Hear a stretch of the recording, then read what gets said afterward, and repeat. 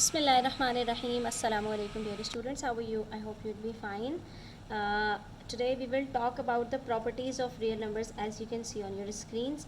ठीक है, तो आज बेसिक प्रॉपर्टीज़ जो रियल नंबर्स की होती है जिसमें हमारे पास रैशनल और इरैशनल नंबर्स दोनों आते हैं, तो उनकी हमारे पास कुछ प्रॉपर्टीज़ होती हैं.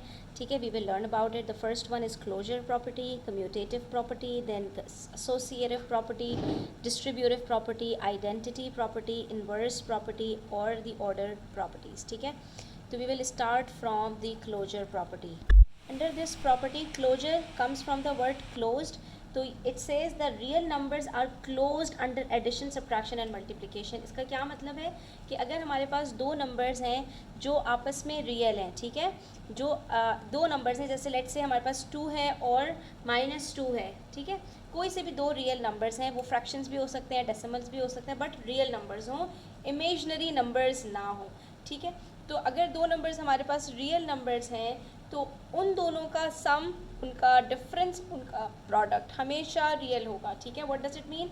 यानी उन दोनों को प्लस करके जो आंसर आएगा, उन दोनों को माइनस करके जो आंसर आएगा, उन दोनों को मल्टीप्लाई करके जो आंसर आएगा, वो भी हमेशा रियल नंबर होगा. इसके अंदर डिविजन इन्वॉल्व्ड नहीं है क्योंकि हमेशा a divided by b real number नहीं होगा. इसकी मैं आपको एग्जाम्पल दे दूँ. अगर लेट से हमारे पास हो, फॉर एग्ज़ाम्पल a हमारे पास है 30 और b हमारे पास है 0. ठीक है, तो 30 को जब आप 0 से डिवाइड करेंगे तो the answer will not be a real number, it is infinite. ठीक है, अनडिफाइंड. ठीक है, तो डिवीजन के अंदर ये रूल अप्लाई नहीं होता. 0 एक रियल नंबर है, लेकिन जब 0 से किसी नंबर को हम डिवाइड करते हैं तो आंसर में हमारे पास रियल नंबर नहीं आता. तो this is closure property. Second property is commutative property. Commutative property comes from the word commute. Commute means दो चीज़ों को एक साथ जमा करना. ठीक है, तो this property is applied to addition and multiplication. इसमें होता क्या है कि when we add two numbers, if they are real numbers, तो उनका ऑर्डर मैटर नहीं करता. ठीक है, तो commutative property of addition states that two real numbers can be added in any order without affecting the result. इसकी मैं आपको एग्जांपल दूं कि अगर हमारे पास लेट से दो नंबर्स हैं 3 और 5, इन दोनों को हम 3 + 5 करें या 5 + 3 करें, दोनों सिचुएशन में आंसर सेम आएगा. ठीक है, और इसी तरह से अगर ये दो नंबर्स को मैं मल्टीप्लाई करूँ, लेट से मेरे पास एक 3 है और दूसरा मेरे पास -4 है. ठीक है, इन दोनों को मैं मल्टीप्लाई करूँ या -4 × 3 करूँ, इन दोनों का आंसर भी मेरे पास सेम आएगा. यहाँ पर सवाल पैदा होता है कि ये सब्ट्रैक्शन और डिवीजन पर अप्लाई नहीं होती, तो बिल्कुल भी अप्लाई नहीं होती. बिकॉज इन सब्ट्रैक्शन अगर हमारे पास दो नंबर्स हैं 4 और 3, 4 - 3 और 3 - 4 are not equal to each other. बिल्कुल इसी तरह से 4 डिवाइडेड बाई 2 और 2 divided by 4 is not equal to each other. ठीक है, 4 - 3 करते हैं तो आंसर +1 आता है, 3 - 4 करते हैं तो आंसर -1 आता है, and 1 and -1 are not equal. 4 divided by 2 करते हैं तो आंसर 2 होल आता है, और 2 डिवाइडेड बाई 4 करते हैं तो आंसर 1/2 आता है. 2 and 1/2 आर नॉट इक्वल. ठीक है, तो this property, commutative property, is only applied on addition and multiplication. ठीक है, बिल्कुल इसी तरह से हमारे पास एसोसिएटिव प्रॉपर्टी है. एसोसिएटिव प्रॉपर्टी के अंदर हमारे पास 3 नंबर्स होते हैं. ठीक है, और वो भी एडिशन और मल्टीप्लिकेशन पर ही अप्लाइड होती है. एसोसिएटिव प्रॉपर्टी में क्या होता है, let suppose we have 3 numbers A, B और C. 3 नंबर्स हैं. ठीक है, and they all belongs to real numbers. ये बिलोंग्स टू का साइन होता है. ठीक है, यानी कि वो तीनों रियल नंबर्स हैं. तो हमारे पास एसोसिएटिव प्रॉपर्टी ये कहती है कि उन तीनों को किसी भी ऑर्डर में आप प्लस करो, आपके पास आंसर हमेशा सेम आएगा.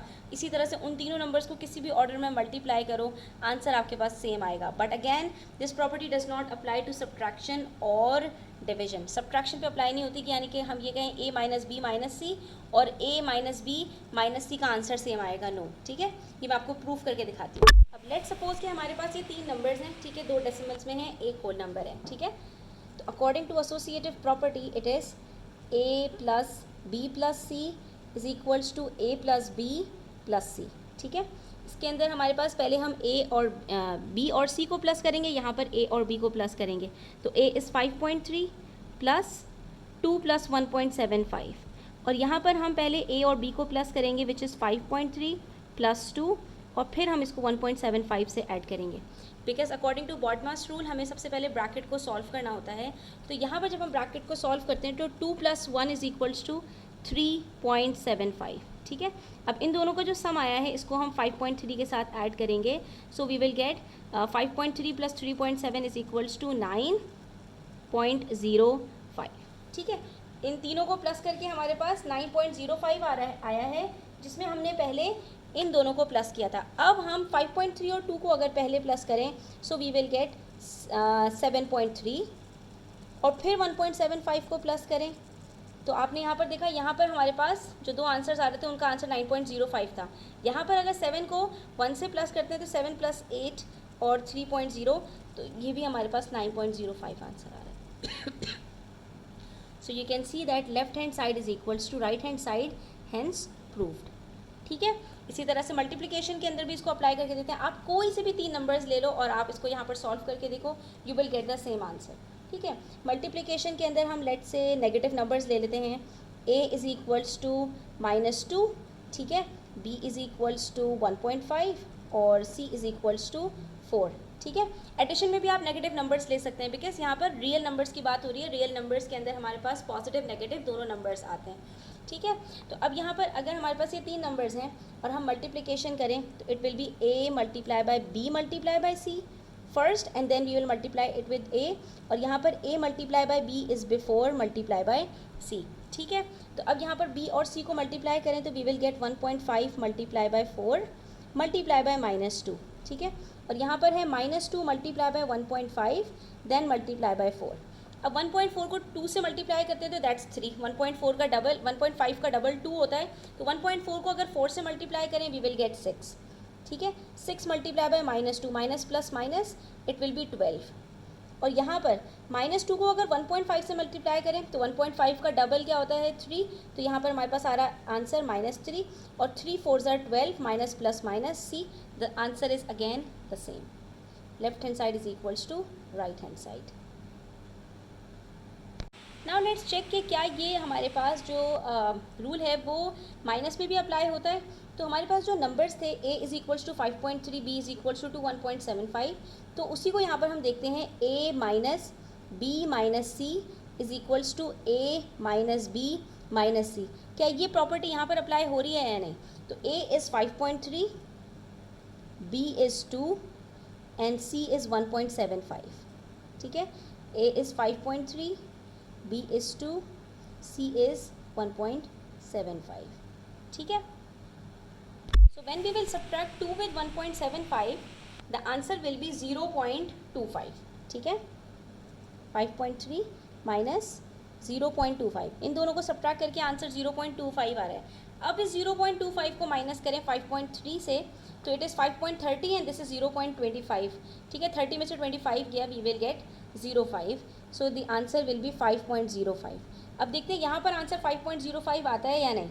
अब यहाँ पर हम पहले a और b को सब्ट्रैक्ट करेंगे, तो 5.3 minus 2 is equals to 5 minus 2 is equals to 3, so we will get 3.3। यहाँ पर तो हमारे पास नंबर वैसे ही पहले ही छोटा हो गया 5.05 से, मज़ीद इसको सब्ट्रैक्ट करेंगे 1.75 से, तो कहाँ से 5 आंसर आएगा। तो यहाँ पर हम 3.3 को अब जब 1.75 से सब्ट्रैक्ट करेंगे तो वी हैव 3.30 और यहाँ पे 1.75 है, तो हमें यहाँ पे बोरो करना पड़ेगा। तो यहाँ पर हम चेक कर लेते हैं कि इसको सब्ट्रैक्ट करते हैं तो आंसर क्या आता है। 3.30 माइनस 1.75, यहाँ से बोरो करेंगे we will get 10, 10 minus 5 is 5, फिर बोरो करेंगे 12 minus 7 is 5 and it is 1.55। तो आप देख सकते हैं कि यहाँ पर हमारे पास ये दोनों आंसर्स सेम नहीं आ रहे, हेंस प्रूव्ड कि this property of association does not apply on subtraction, ठीक है। डिवीजन में भी अप्लाई नहीं होगी। आप इसी तरह से एग्जाम्पल्स को इसमें करके देख सकते हैं।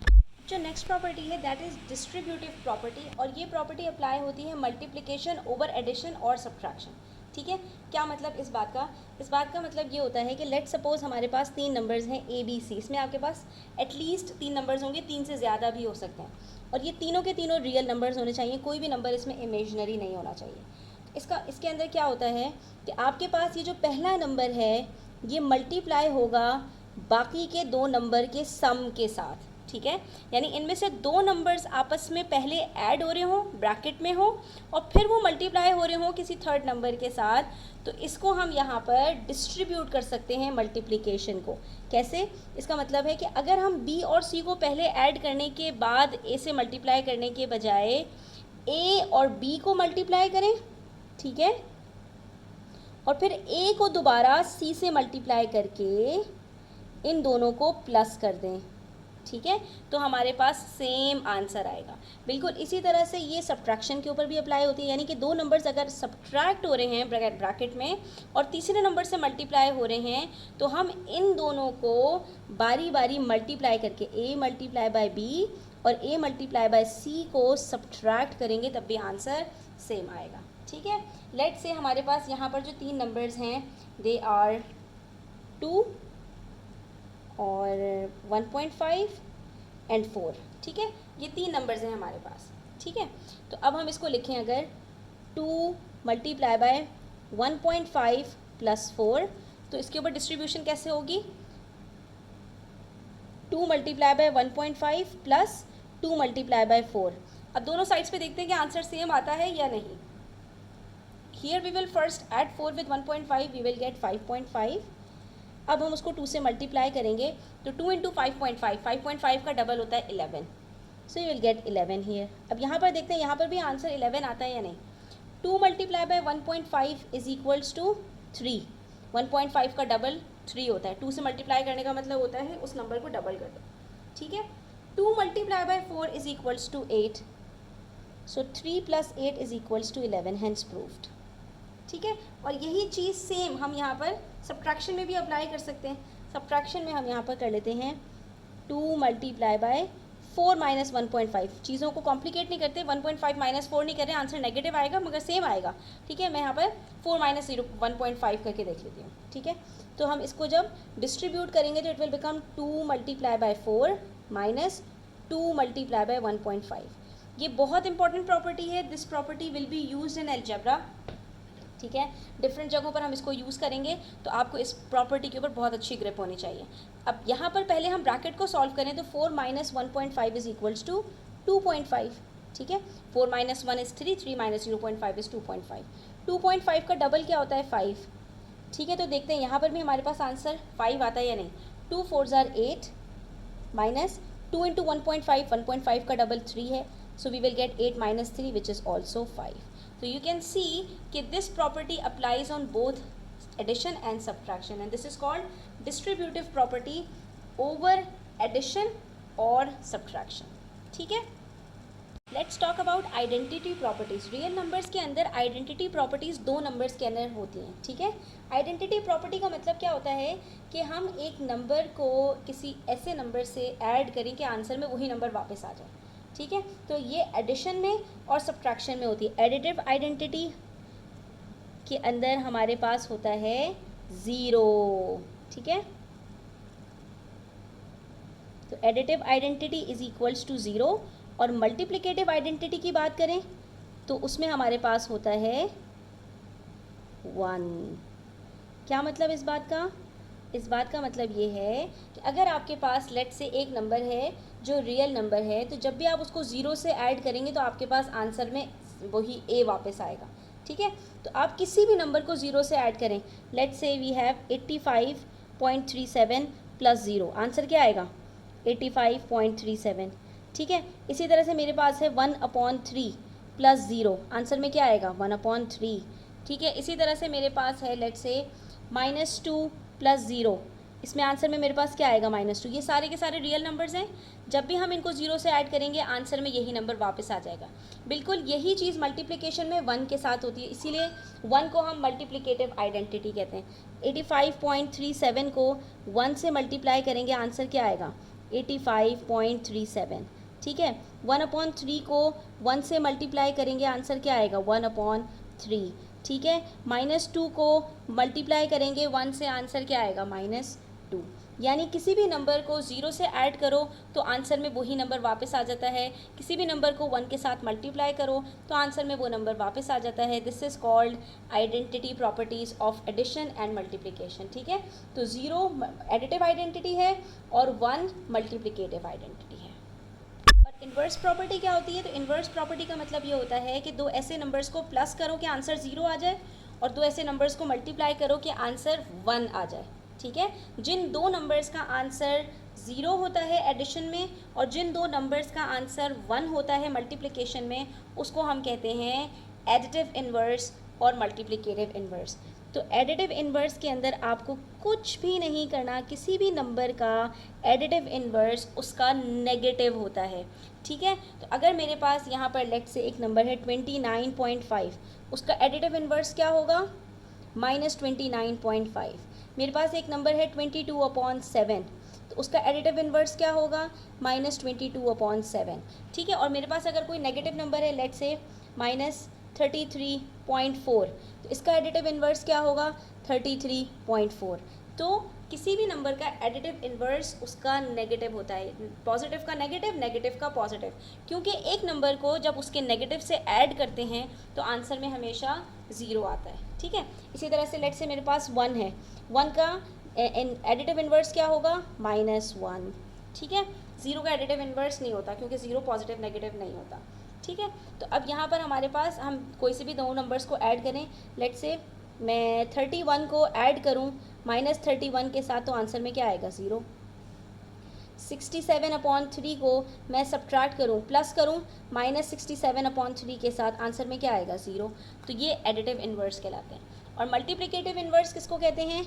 रेसिप्रोकल। ये जो वर्ड यूज़ कर रही हूँ ये आपको पता होना चाहिए। मल्टीप्लिकेटिव इन्वर्स का मतलब होता है किसी भी नंबर को रेसिप्रोकेट कर दें। लेट से मेरे पास है 29.5, तो मल्टीप्लिकेटिव इन्वर्स क्या होगा? 1/29.5, ठीक है। 22/7, मल्टीप्लिकेटिव इन्वर्स क्या होगा? 7/22। कैसे पता चला? इसके नीचे कुछ नहीं था तो इसके नीचे 1 चला गया न्यूमरेटर में, 29.5 आ गया डिनोमिनेटर में, ये हो गया मल्टीप्लिकेटिव इन्वर्स। 22/7 यहाँ न्यूमरेटर और डिनोमिनेटर दोनों थे, स्विच कर दी प्लेसेस, 7/22 मल्टीप्लिकेटिव इन्वर्स हो गया, ठीक है। नेगेटिव नंबर्स का मल्टीप्लिकेटिव इन्वर्स नेगेटिव होता है, अक्सर बच्चे कंफ्यूज हो जाते हैं। एडिटिव इन्वर्स के अंदर हमने पॉजिटिव को नेगेटिव में चेंज करना होता है, नेगेटिव को पॉजिटिव में। मल्टीप्लिकेटिव इन्वर्स के अंदर हमने रेसिप्रोकेट करना होता है। ये आपका कॉन्सेप्ट बहुत क्लियर होना चाहिए। इसी तरह से अगर मेरे पास है यहाँ पर -33.4, इसका मल्टीप्लिकेटिव इन्वर्स क्या होगा? 1/-33.4। इसमें कुछ हमने नहीं करना, सिर्फ रेसिप्रोकेट करना है। इसी तरह से मेरे पास है लेट से -67/3, इसका हमारे पास मल्टीप्लिकेटिव इन्वर्स क्या होगा? -3/67, ठीक है। अगर एडिटिव इन्वर्स की बात करूँ तो एडिटिव इन्वर्स के अंदर हम नंबर्स की पोजीशन को चेंज नहीं करते, सिर्फ साइन को चेंज करते हैं, ठीक है। मल्टीप्लिकेटिव इन्वर्स के अंदर हम रेसिप्रोकेट करते हैं, यानी न्यूमरेटर को डिनोमिनेटर, डिनोमिनेटर को न्यूमरेटर में, क्योंकि ऐसे दो नंबर्स को जब भी आप मल्टीप्लाई करोगे तो आपके पास आंसर में हमेशा 1 आएगा, ठीक है। और मल्टीप्लिकेटिव इन्वर्स ऐसे ही नंबर को कहते हैं, ऐसे दो नंबर्स कि जिनका आंसर 1 आए, ठीक है।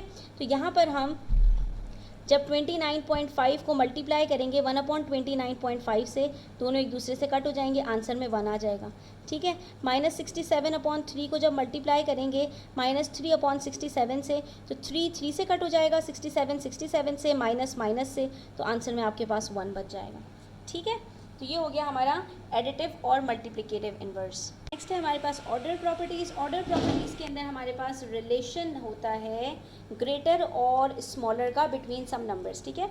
अगर हमारे पास 3 नंबर्स हैं लेट से, तो हम वहाँ पर जो 2 नंबर्स के बीच में रिलेशन होगा उसके अकॉर्डिंग थर्ड नंबर के साथ रिलेशन बिल्ड कर सकते हैं।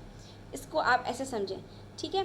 तो अगर हमारे पास यहाँ पर पार्ट 1 में कह रहे हैं if A B belongs to R, meaning अगर 2 नंबर्स हैं जो रियल नंबर्स हैं, exactly one of the following statement is true, तो उन दोनों के बीच में कोई एक रिलेशन होगा, या तो ए बी से स्मॉलर होगा, ठीक है, A is less than B, या ए और बी इक्वल होंगे, और या ए बी से ग्रेटर होगा, ठीक है। तो इनमें से कोई एक रिलेशन आपके पास यहाँ फॉलो होगा। यहाँ पर इन्होंने A is less than B कहा है या B is less than B कहा है। आप इसको ये भी कह सकते हैं कि A is less than B और B is less than A, या A is less than B और A is greater than B. तो इन तीनों में से कोई एक रिलेशन यहाँ पर आपके पास इन दोनों नंबर्स के बीच में होगा, इसके अलावा कुछ और नहीं हो सकता, ठीक है।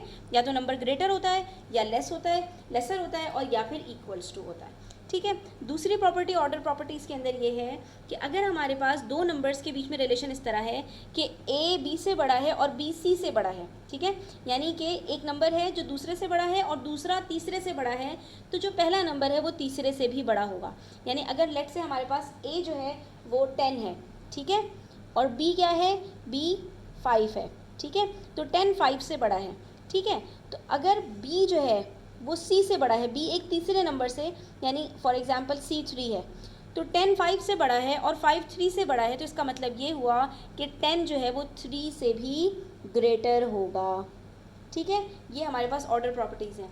और उसके बाद अगर 4 नंबर्स के बीच में रिलेशन है कि ए बी से ग्रेटर है और सी डी से ग्रेटर है, तो अगर हम ए और सी को प्लस करेंगे तो बी और डी भी वो दोनों, और बी और डी को प्लस करेंगे तो ए और सी ही ग्रेटर होंगी। ठीक है, क्योंकि हमने दोनों तरफ दोनों ग्रेटर नंबर ले लिए और दूसरी तरफ दोनों स्मॉलर नंबर ले लिए।